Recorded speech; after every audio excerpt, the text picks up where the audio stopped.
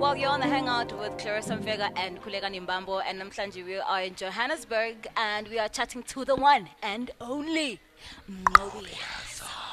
Why are we whispering? No, ngiyadingeka leyo nto like just for ambience. Just for that. Nami. And then the crowd goes, I need a poo. Yeah, sanibonani ngibingelele kubalaleli beKakasi FM 995 isibonge kakhulu. Imake ngicela ukubuza umbuzo. Ngiyazi mina uzobuza imibuzo. ngiyangidekile kuyimanje. Ngibiziwe nekhaya. No. Why ngizolanda egoli? Sithunyiwe. Kwathiwa sizokubheka ukuthi uhleli nobani la egoli. Babona ungabuyi. Mhlawumbe usubhungukile manje. Mhlawumbe sengibhungukile. Ongitshele Mqobi ukuthi umfana nje walapha, this is not my tea anymore, I can tell. Kwamaphumulo uzofika. Uwe nehlwele nje ezazi uMnqobi ezimemezayo nje Mqobi Yazo. Yeah. How does that feel? Did you ever think ukuthi that would be your reality? Into engayisho kona akukholakala from mina la ngisuka khona ngiyinsizwa up until this day indlela engikhule ngayo la ngikhulele khona akuyakungabi into vele ongayikholwa leyo when it's happening, you know, but eventually we are adapt uyabo, and then uqale nawe ubelieve ukuthi kahle leli khono enginalo shuthi liyabenza abantu ukuthi bangithokozele kangaka. Uyabona leyo nto leyo because leyo nto iyenza ukuthini ukuthi ngingayitsheli for abantu, ngingayitsheli kubantu ngoba yibo abangenza lo muntu enguye namhlanje. So every day ihlezi ngithusa. Yes. For sure. Now I know what you come from a background that is Qatamia in it, musically and creatively. You From a very young age. From a very young age. You're one of those people laba angizoti baphiwe. You're not just a musician, a singer. There's so many other things that you do in the creative space as well. Was it always the plan for you, Mqobi Yazo?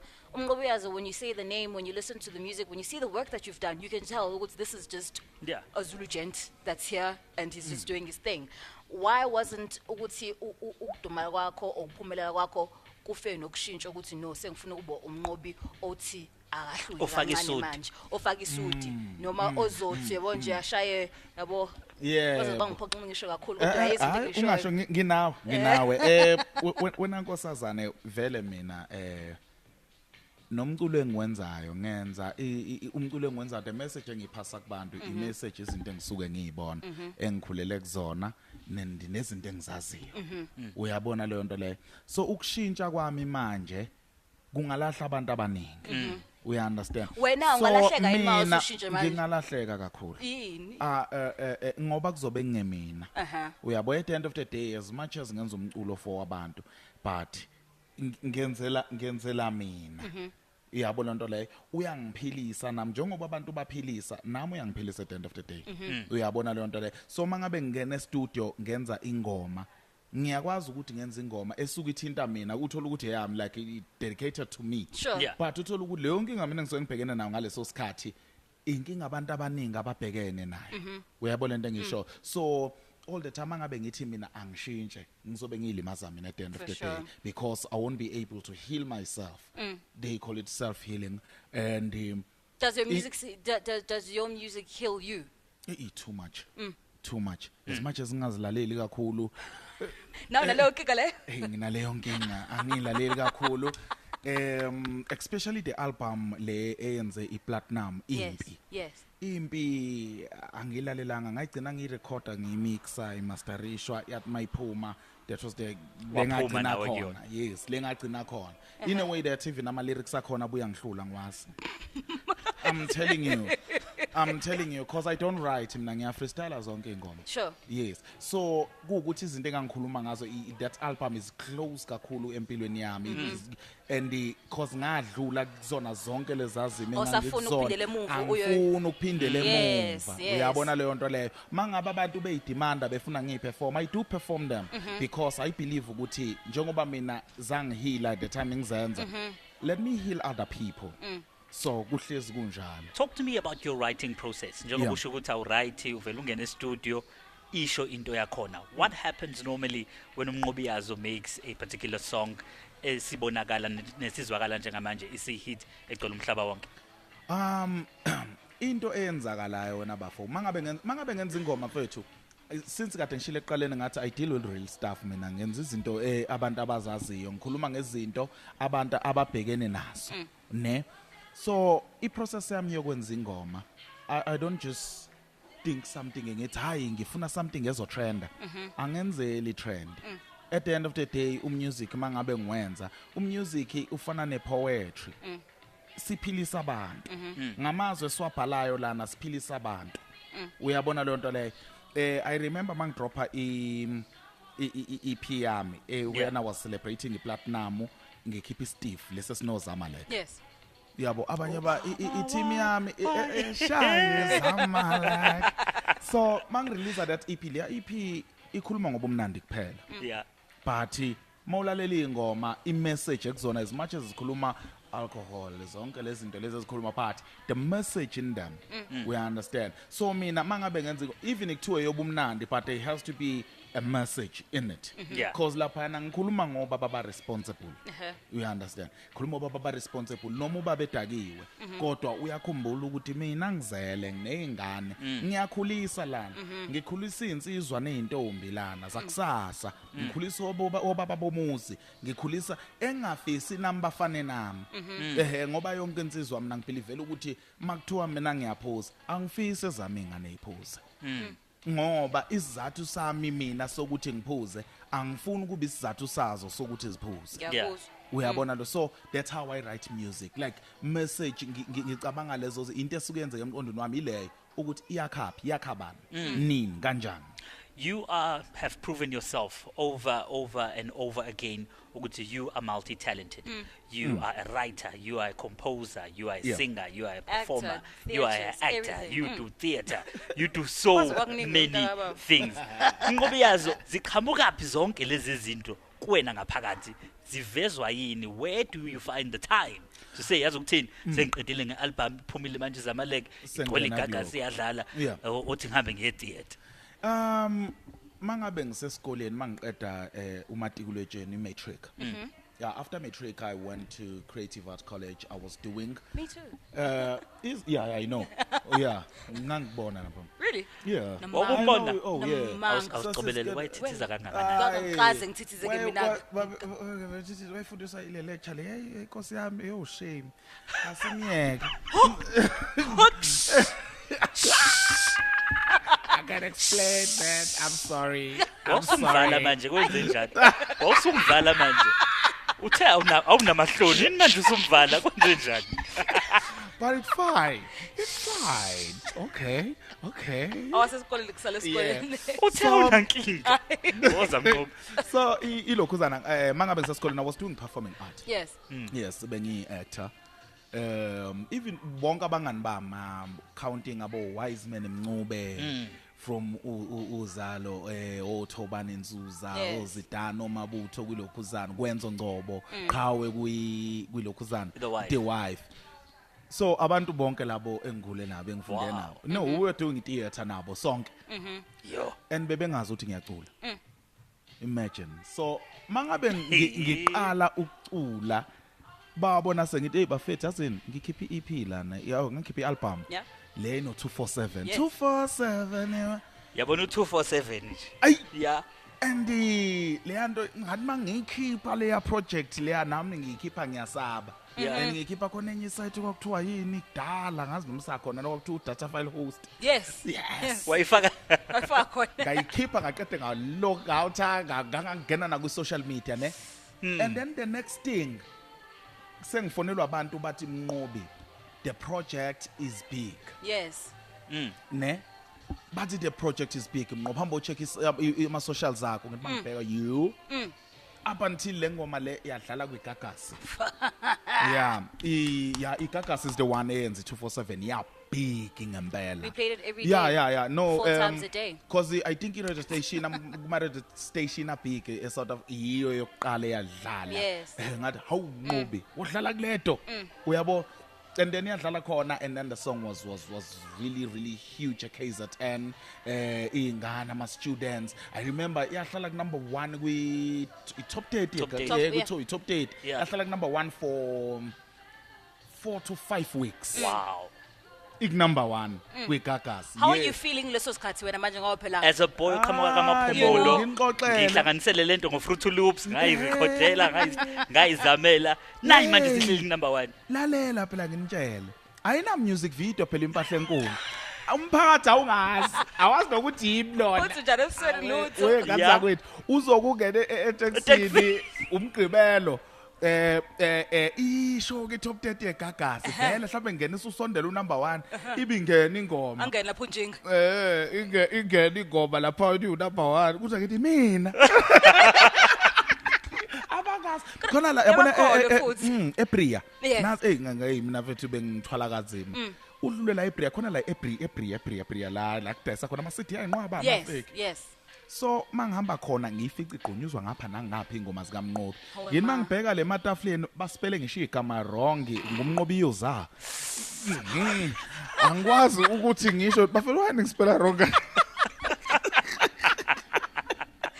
yeah and the song is big kulo Yes, mzuzu yes. and lapho ke ngangisathukile you know because ngangiyinto engiyenzile njengoba kadesho ubavukhulekani la ukuthi into engangiyenzela kwi Fruit Loops nje ngahlanganisa nginsizwa kwaphuma leza ngoma leziyana and then zathi maziba big kanje ya hey kwakunzima ngempela and then mangabe usubuyele lokushini ubuyele eKasi ingoma phela bona bayazi ke kasi Yes, ukuthi wena bayazi Mqobi wena. oculayo Yes. so izinto zashintsha kakhulu from lapho you understand zashintsha kakhulu up until not ukuthi ngixika ilokishi somehow ile ngasuka khona ngathi okay Mqobi now You felt the pressure.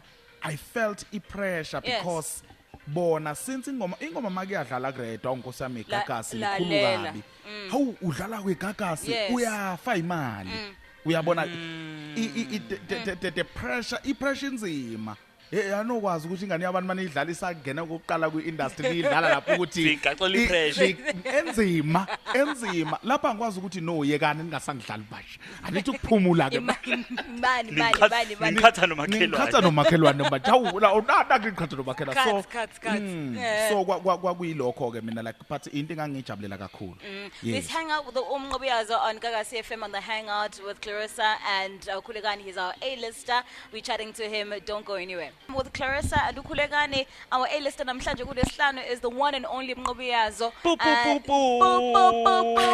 uyicelela amahorns yona ke ngiyabonga bakwethu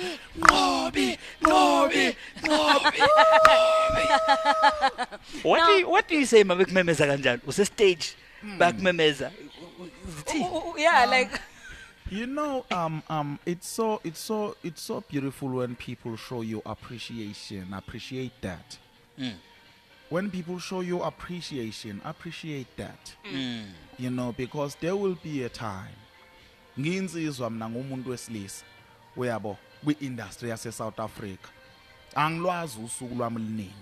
yeah La ekuyoqhamuka ngazi nomba kuvele iqhamuka iskandal esingaka sika Mqobi.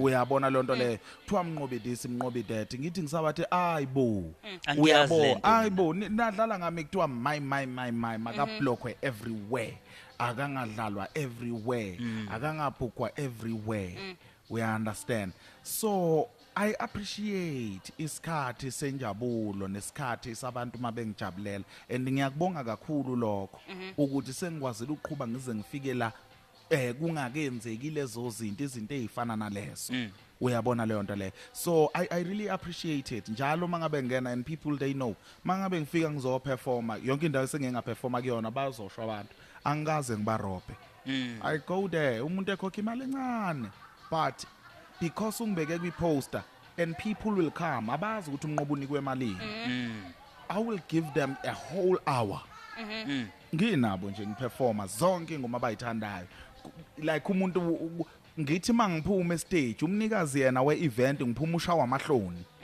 ukuthi unginikeze beyond ngithi no angenzeli wena ngiyenzela laba bese naba abelungu bami yibo laba abantu abangenze wangibhuka wena noma ubhuke ngemali encane kodwa ke yibo laba yeah I think in the past few years we've seen you and just the image that you've portrayed as an artist and expression of your creativity as well. Bubu uphathi shoba laphana and abanye abantu are curious ukuthi ngabe you know nawe mhlawumbe umuntu wathi ukuthinta abantu abadala yena we olaphayo noma owase Yeah. situation.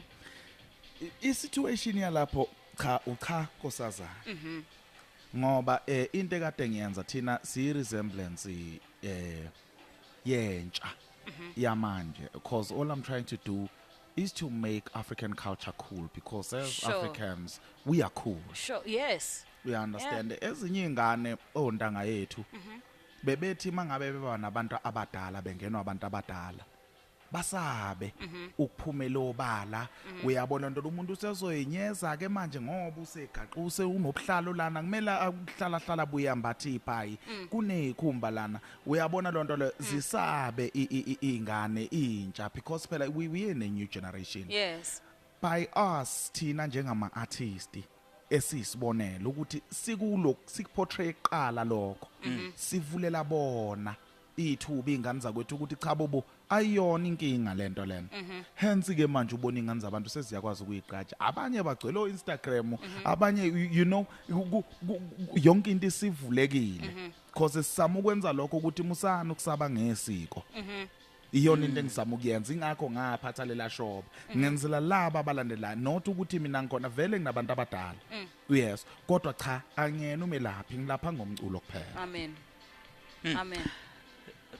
Earlier on you mentioned indaba yokuthi uyabonga ukuthi umphakathi usakuthakasela ikandali nani yayifike empilweni yomuntu Yeah. zimgudluze zimthathe zimyisele nale. Ngani yakwethu I want to throw this question to you ngalendlela engizoyiphonsa ngayo. uphose noma kanjani Khona othile wesifazane yeah yena nenkabi nangu nomnqobi la Yebo. ngeke ngilisho igama lomuntu inkomo manje ngeke ngikwazi ukubiza amagama abantu kwakwenzakalani lapha oh ngiyacabanga uyambona lo muntu yebo lo cha Sezizwa nginawe ngimisile kulolu daba lolu ngoba vele sekwaba yinto eseyadlula angaze ngakhuluma ngayo vele mfuthi impilo ayikazi yabalula futhi ayisoze yabalula kuhlezi zoba khona ihibe but into lapha yana eyayenzekile abantu mangabe sisebenza nabo ngumuntu oyathanda vula inhliziyo mina uyabo mangisebenza nawe up until uthola ukuthi mangikuvuleni inhliziyo uthola ukuthi sekukhona izinto engaziboni kahle and then mina mase ngithi ngisacela ukuthi ngithi ngishenxe bese idala inkinga leyo nto bese kuba ke esidini lo muntu lo suke opponent engale ukuthi ireaction yakhe injani hence ke kwazi kwaqhamuka lokho uzashuthi kwakuyi reaction yokuthi mina mangisha ukunyashenqa mina ireaction yakhe engeke ngayikhulumela uya understand so into engeke ngiyikhulumele ngithi kwangamela ureact kanje kwakumele ureact naye umuntu side lakhe ngelinye ilanga uyichaza indlela yakhe kodwa ke ngoba kwenza uxolo wabuya kumina akukudala kakhulu wabuya kumina wazocela uxolo and mina futhi ngaxola ngathi cha vele mina bengingaxabene nawe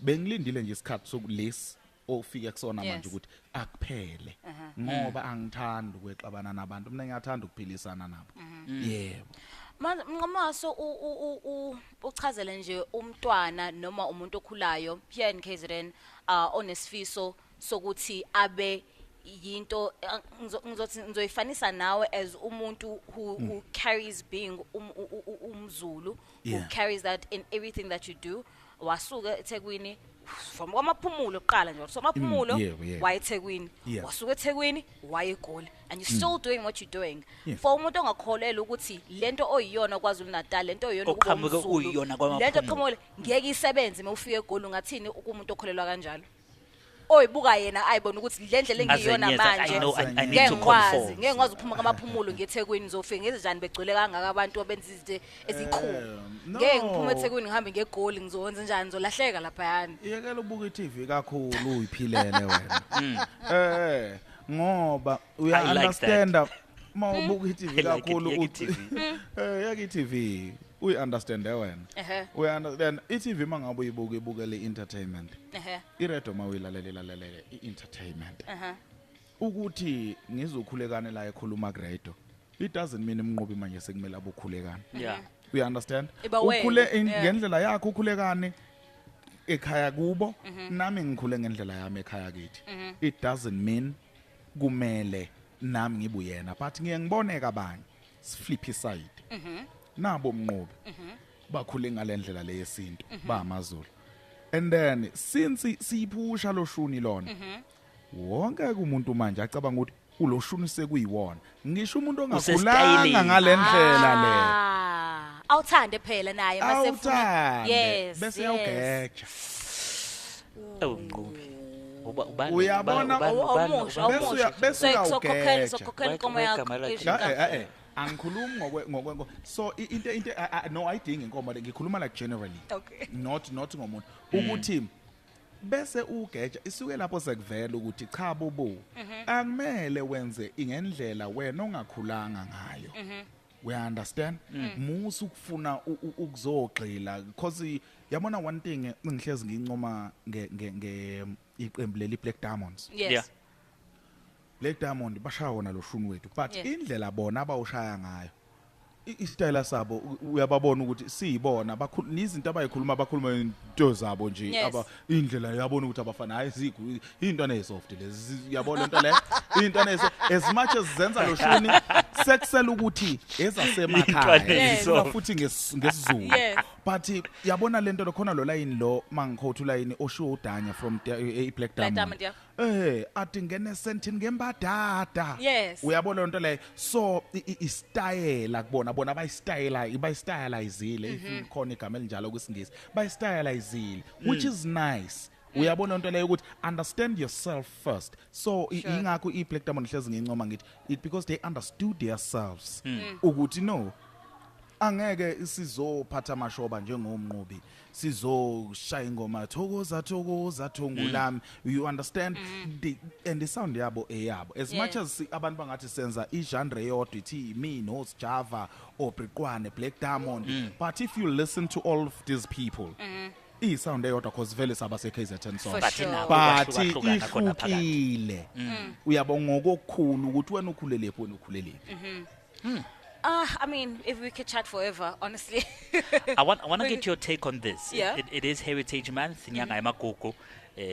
Just a couple of weeks ago, Mqobi Yazo. What would you say to abantu base KZN when umfana wakhona ke la kwaZulu Natal noma silana ke kwandonga ziyaduma okwamanje but ningilandelile siphela sokuchecka lana ukuthi kuthiwa sokubheka phela kuthiwa lapha eNdlonkulu kuthiwa kuno yellow bone ababamba abafana bami abalukhomba mina ankosama ave nginesimilo awusimakade ave ngiphethe kahle awungiyaqala uyiphatha kahle nje mina akosi what would you say to people for Heritage Month yini ngayisho kubona inyanga yamagugu inyanga yamasiko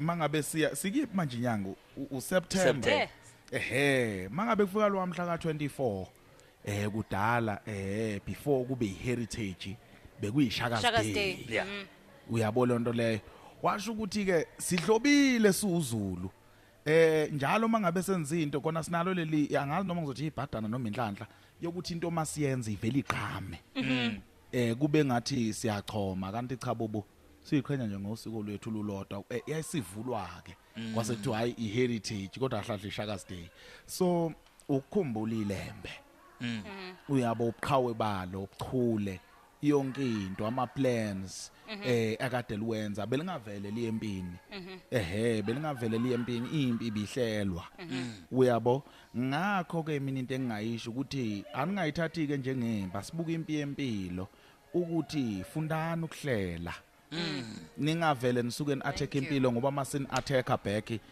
izonilimaza uyabo so ubesaba ukulimala ukuthi angifuni ukuya ngingahlelile lapha angihlele hlelani ze impilo iniphathe kahle amen to that absolutely amazing Mqobi, before we let you go what's in the pipelines, what's happening, what can we expect from you mina in the creative space phela manje yes no hayi akukho okuningi kakhulu nje cause nami nginishiya la ngiye clubini ngisababhenga la ama plans ami ngiyabhenga lapha ngiyasuka ngiyongena lapha I'm joking guys hayi lawo maplani sifuna amaplani welele kanti inganekwane so ama plans ami ke now ngizorelease a single soon.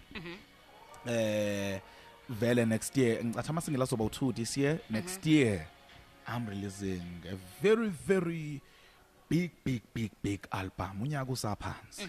Very big album eMzansi. Yes. Yeah. I'm In the acting space, can we see you somewhere on our TV screens? Yeah, ngisazongibona ngisazoloku ngivelile nje ngisazoloku ngivelile ku TV. Akafuna ukusho. Siyazi kodwa thina. No, ngisazoloku ngivelile ngisazovela abantu abalinde. Avela shame. Hayi uvele. Ngisiveli nje. Uqhamthushu. Uqha ngithushu. Sibonga, thank you so much for joining us on the Hangout namhlanje. Ngibonga kakhulu nisale kahle. Thank you. Sanzala, can you do new drops for us, please? It's recording, vela ngithi. You want on the flash mic? Okay, cool. Yeah, record Lana because it's recording in the studio. Mqobi Yazo, you're listening to the Hangout with Clarissa Nokulegan on Gaga CFM. Okay. Oh yeah. Yes. Iwekandibility mlungu wami iwekandibility lo Mqobi Yazo insizwe edabuka phansi entabeni zamaphumulo lapha engidabuka khona the only Zulu man that matters akusho mina kusho intombi zaseNatal yebo ke la siku hangout with ukhulekani and uClarissa ngibonge kakhulu ngani zakwethu pa